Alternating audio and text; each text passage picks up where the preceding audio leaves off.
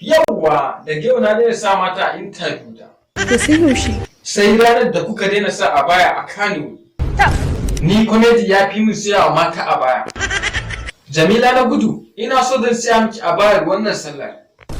Kin Allah gafara. Idan na siya miki a bayar, akalla zan kai ki maka kamar sau 10. To Allah ya sa. Ya naga kina dariya, kar fa na kai ki kice min kin gaji da ni. Haba, ina ko zan gaji. Sarki Ali, an fasa zuwa kotun ne? Bai kamata muna cikin soyayya da walwala ka zo mana da irin wannan abu. Haka naji ana ta faɗa.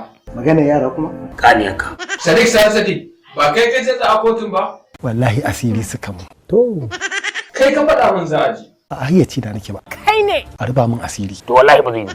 Hadiza Lawan, Sarki Ali ya ce ba wanda za a ce a baya a wannan sallar. Me kake tunani zai faru?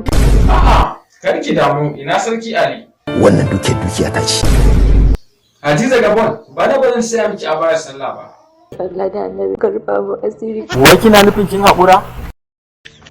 Jamila na gudu, ke ma babu ki a sayan a baya da wannan sallar. Inci. Ni tawo kaddara a haka ta zo mu. Ah, sorry ba. Wallahi ba zai yi a ci mun mutunci ba. To ai dole ce. Ka zaɓi ɗaya. Ko mu ko su. Idan kai ya ruɓe, gangan jiki ya tafi. Gaskiya.